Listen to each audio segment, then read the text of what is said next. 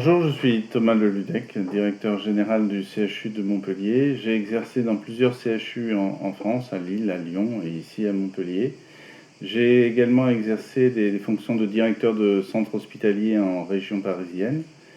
Et j'ai fait quelques incursions dans le domaine de la régulation sanitaire à la Haute Autorité de Santé et à l'Agence régionale de l'hospitalisation Languedoc-Roussillon à la fin des années 90.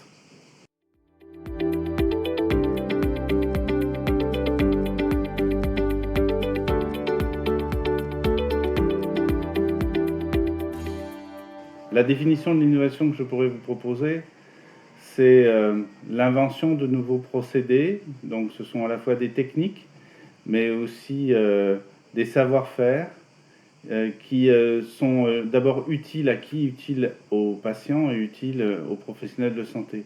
L'innovation, c'est à la fois rechercher l'amélioration continue d'une qualité, d'un service rendu. C'est aussi avoir une rigueur d'évaluation qui permettent de dire oui, c'est plus utile ce que l'on va faire demain que ce que l'on faisait hier ou avant-hier.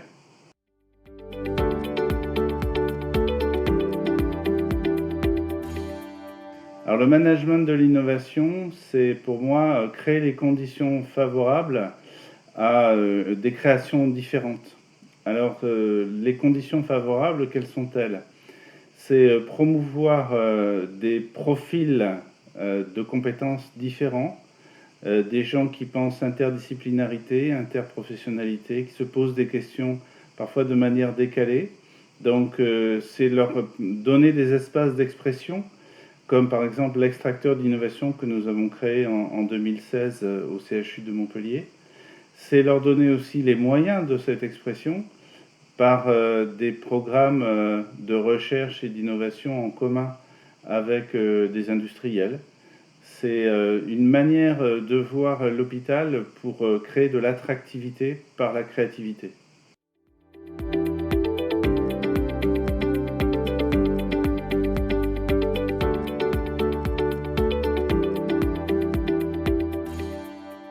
Alors nous avons voulu profiter d'une dynamique recherche extrêmement forte au CHU de Montpellier depuis de nombreuses années, en la prolongeant, en créant une identité innovation que je considère comme différente, mais complémentaire des travaux de recherche. Et les raisons profondes, c'est que l'innovation mobilise des acteurs un peu différents, qui peuvent être des gens qui ne sont pas des chercheurs professionnels, mais qui peuvent être des gens qui se posent un certain nombre de questions. Et il y a aussi des activités de support qui sont différentes à mettre en œuvre pour appuyer les initiatives. Donc les raisons profondes, c'est d'abord aider. On retrouve cette notion de créer des conditions favorables à l'innovation. Donc comment on a fait? Ce qu'on a fait, c'est qu'on a identifié les meilleures compétences qui pouvaient être présentes au CHU ou en allant les chercher ailleurs pour les rassembler au sein de notre direction de la recherche et de l'innovation. Et nous avons plusieurs outils, plateformes qui sont à leur côté pour pouvoir travailler dans cette direction.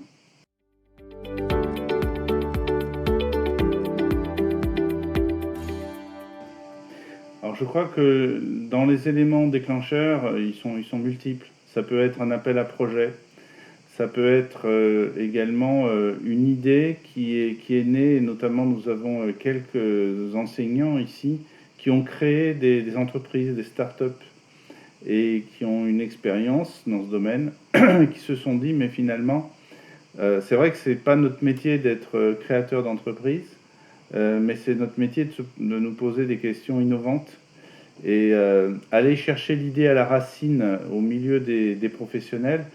Ça a été une très forte mobilisation pour nous. Et c'était une motivation parce que quelqu'un qui adhère à l'innovation, c'est quelqu'un qui adhère à cette idée d'être intra-entrepreneur. Et c'était ça une des motivations, et je trouvais que l'attractivité des personnels hospitaliers pour l'hôpital passait aussi par la réalisation de projets individuels qui servaient le collectif.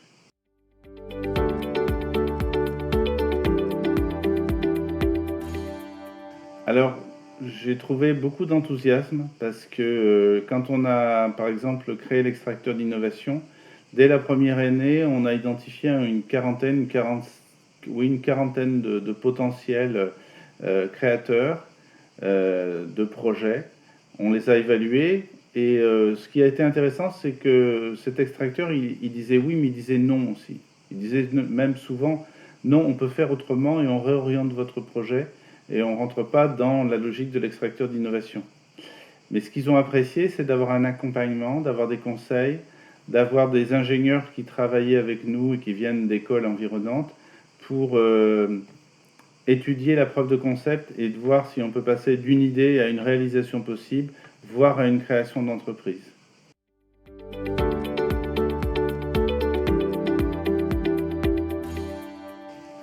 Alors nous sommes inspirés de modèles qui existent parfois depuis très longtemps, depuis des décennies, puisque les clusters à la fois académiques et industriels sont nés plutôt à la fin du 19e siècle dans la vallée du Rhin, entre Fribourg, Strasbourg, toutes ces villes qui sont dans cette zone-là, mais qui sont nées aussi à peu près de manière contemporaine aux États-Unis.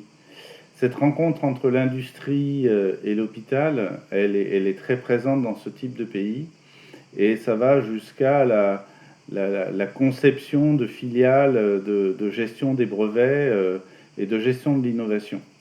Et je trouvais extrêmement intéressant d'aller dans cette direction-là, puisque je considère qu'un des chaînons manquants de l'ordonnance de 58, c'est de nous confier une mission de valorisation économique, de création économique aux côtés des industriels. Et pour moi, c'est une motivation très profonde, très ancienne aussi, puisque j'avais rencontré cette ambition, notamment au CHU de Lille, au début de ma carrière, avec le programme Eurasanté.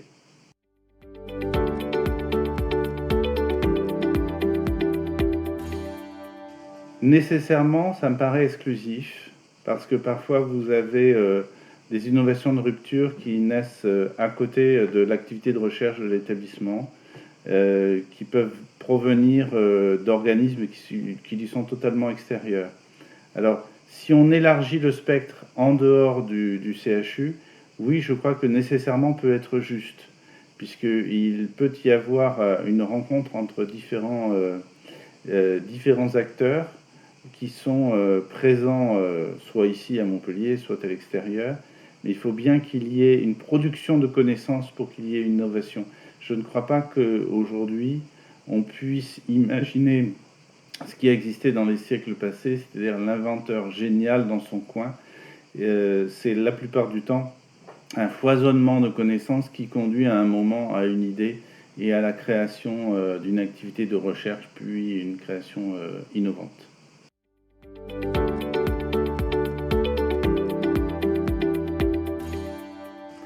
Alors l'objectif que j'ai fixé à ces nouvelles organisations, je peux les résumer en trois.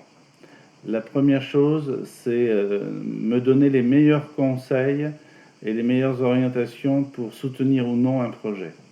La deuxième orientation, c'est de concourir à l'appui évidemment des professionnels et nous détecter des projets le plus rapidement possible et qui puissent alimenter l'autre objectif. Le troisième objectif, c'est de participer à une dynamique qu'à Montpellier on appelle Med-Vallée, c'est-à-dire de pouvoir conduire des projets de fertilisation croisée entre l'académique, le soin et l'industriel, et dans un cadre qui nous fédère avec l'Université de Montpellier, avec les EPST, avec ces industriels, présents ou non dans l'écosystème montpelliérain. Et ce troisième objectif prend un relief tout particulier en ce moment à Montpellier, puisque nous avons tenu les premières assises Med-Vallée lundi dernier au Quorum à Montpellier, où il y avait 700 personnes présentes.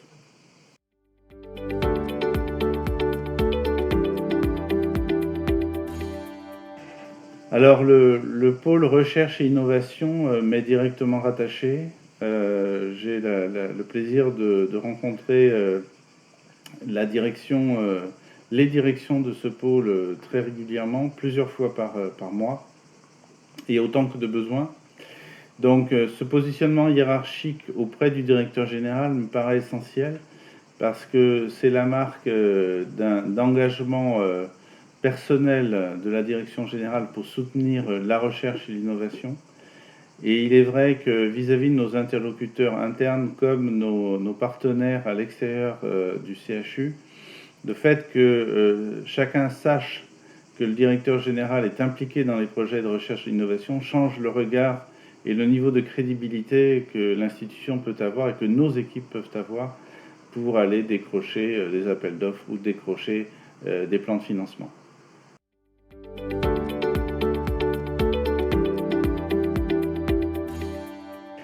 Alors, le rôle d'un établissement de santé dans son écosystème économique, c'est d'aller vers, d'être à la rencontre de ceux qui favorisent la création économique. Ça peut être la société d'accélération et de transfert technologique, par exemple AXLR de Montpellier, qui est extrêmement dynamique et dont nous sommes actionnaires depuis cette année. Je suis membre du conseil d'administration de la SAT, et ça nous permet d'échanger sur les différentes dynamiques du territoire en termes de création d'entreprises, dans différents domaines d'ailleurs, et parfois il peut y avoir des fertilisations croisées qui nous intéressent. Être dans son écosystème, c'est aussi contribuer à son animation. Je prends un exemple concret. Nous avons un centre de recherche en innovation biologie santé qui va prendre son essor fin 2024 dans le nouveau site unique de biologie du CHU. Pour conduire l'implantation d'entreprises dans les 1100 mètres carrés utiles qui seront dévolus à la recherche-développement, nous avons conduit une réflexion avec plusieurs industriels et nous avons un système de gouvernance partagé pour d'abord lancer un appel à manifestation d'intérêt et ensuite pour choisir des entreprises qui seront nos partenaires de ce centre régional d'innovation en biologie santé. Donc la présence du CHU dans différents lieux de réflexion économique me paraît essentielle, mais toujours avec un axe qui est un axe académique, c'est-à-dire le sérieux de la recherche, le respect des bonnes pratiques de la recherche clinique sur lesquelles nous ne devons pas transiger pour assurer notre crédibilité. Et ça, je le dis très souvent à nos partenaires industriels. Nous serons avec eux, mais nous attendons aussi qu'ils soient avec nous dans cette éthique de la recherche.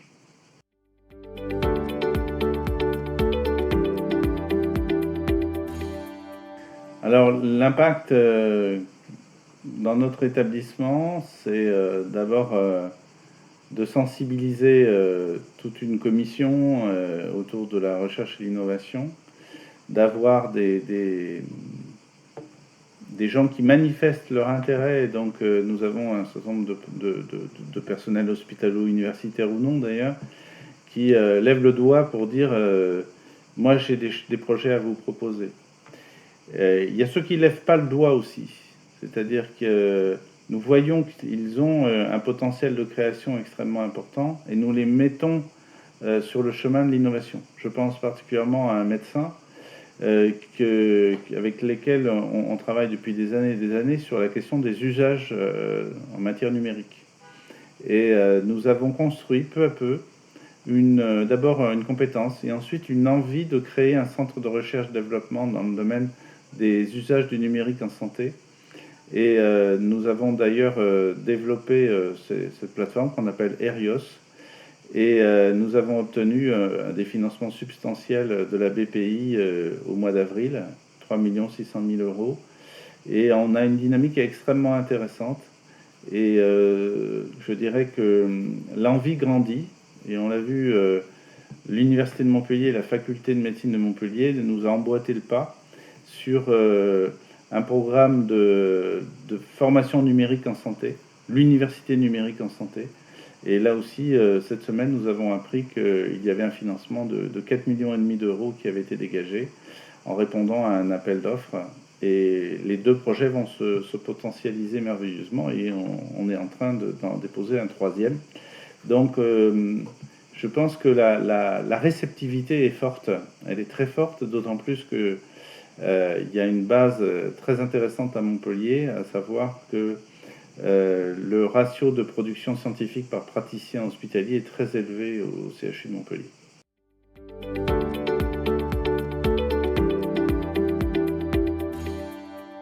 Alors, ce qui a le plus évolué, c'est très clairement l'impact d'une politique publique définie localement par la métropole de Montpellier, à savoir le programme Med-Vallée.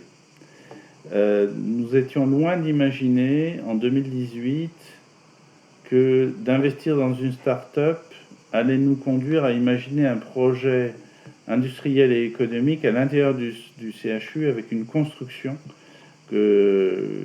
pour la biothérapie qui ouvrira ses portes en 2025. Et je dirais que ce qui est le plus frappant, c'est que notre ambition n'a fait que croître. Et à force de repousser, si je puis dire, les frontières de la réflexion, on arrive aujourd'hui à 4 projets clés Med-Vallée et qui représentent à chaque fois énormément de ressources. Et ça, pour le coup, c'était absolument imprévisible en 2016. On est en 2022, donc 5 ans après, ou 6 ans après.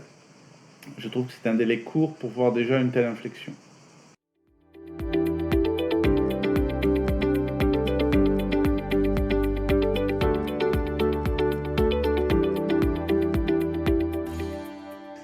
Alors, si je devais donner un conseil, c'est il faut rêver, mais pas trop. Le deuxième conseil que je donnerais, c'est observer, écouter et sentir, et se donner le temps de sentir, je dirais, ce qui va faire l'envie de consacrer du temps et de l'argent à un projet. C'est ce que certains appellent chez nous au CHU de Montpellier le modèle ETA, qui n'est pas une organisation terroriste, c'est envie, temps, argent. Donc je pense que la question de l'envie est essentielle. On ne forcera pas des gens qui n'ont pas envie de formaliser des projets, d'y consacrer du temps, et du temps pour les réaliser, et pour aller chercher de l'argent permettant de les réaliser. Donc mes conseils, c'est ça, c'est le rêve, le réalisme, la réalisation, parce que en rester uniquement sur une déclaration d'intention, c'est de la perte de crédibilité, en plus d'être de la perte d'énergie.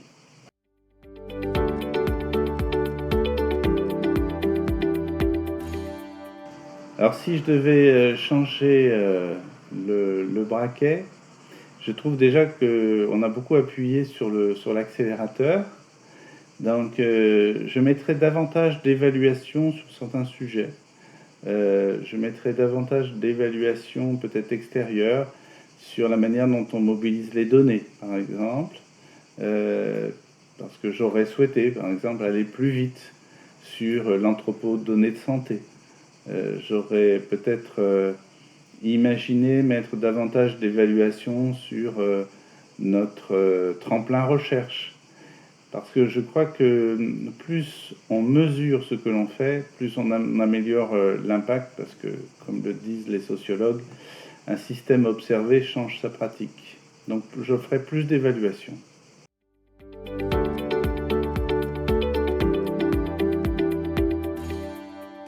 Alors le meilleur argument pour la mise en place d'une organisation dédiée pour l'innovation, c'est le suivant.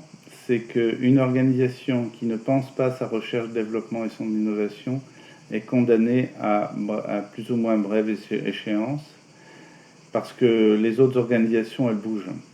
Et notre environnement, c'est ce qui nous fait bouger en premier. Donc, c'est, je vous dirais, innover ou stagner. Moi, je préfère innover.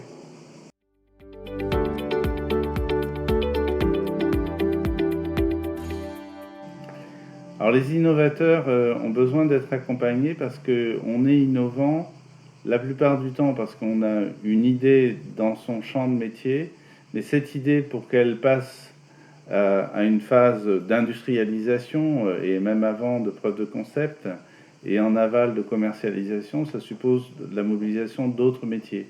Ça suppose aussi d'avoir des conseils avisés, pour protéger son invention, des conseils avisés pour taper aux bonnes portes, pour obtenir des tours de table financiers. Donc on est en général un bon artisan dans son domaine, En revanche, quand il faut passer à un autre stade du développement, il faut aller chercher les bonnes compétences. Donc accompagner les innovateurs me paraît indispensable.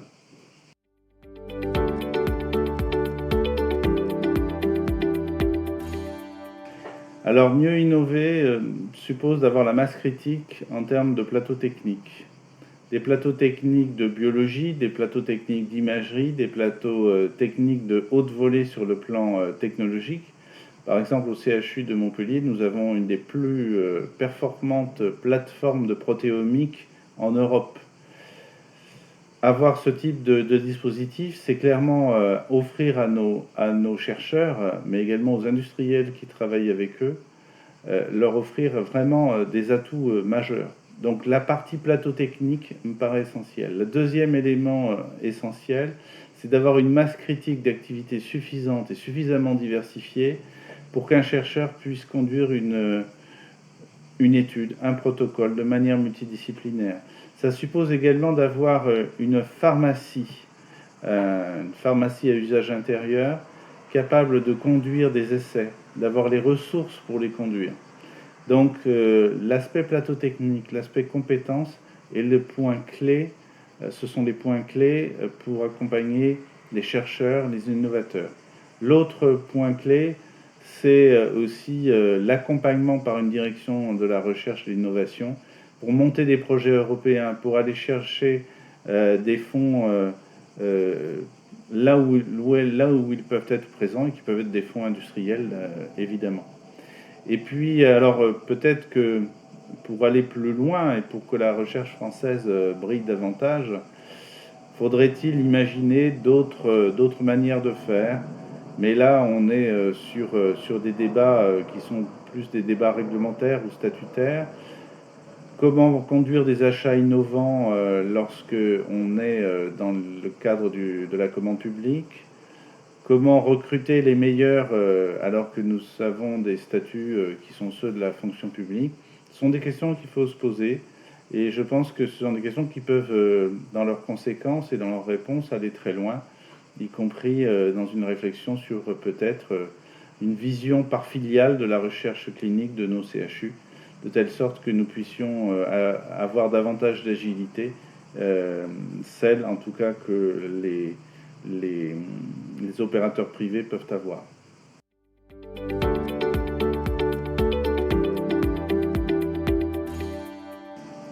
Alors il y a deux manières de voir la question des verrous. Soit on le voit uniquement par des mesures très ponctuelles, soit on essaye de se poser et de se mettre autour d'une table avec les acteurs concernés pour voir quelles sont les réformes systémiques qui nous permettraient d'aller plus loin.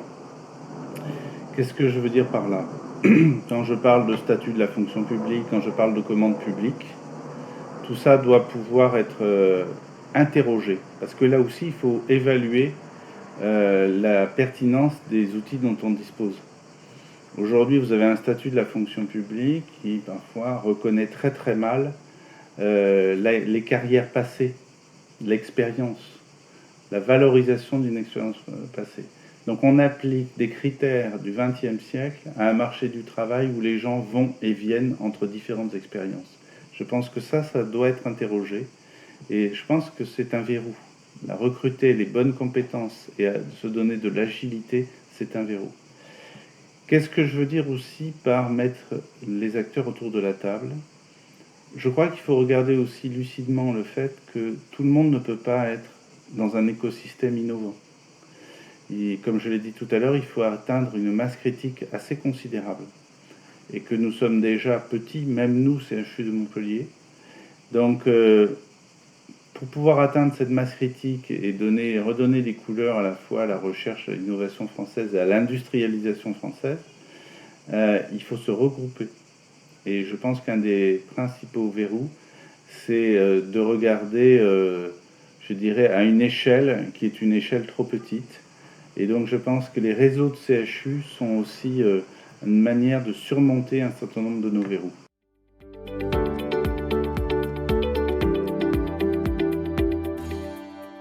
Alors personnellement, l'aventure innovation et recherche m'apporte énormément. c'est de l'oxygène. C'est de l'oxygène parce qu'on entrevoit le futur. C'est de l'oxygène parce qu'on rencontre des gens incroyables. On rencontre des gens qui croient en l'avenir. Et dans un monde où beaucoup s'interrogent, voire même sont dans des logiques régressives, eh bien c'est une bouffée d'espoir, c'est un moteur.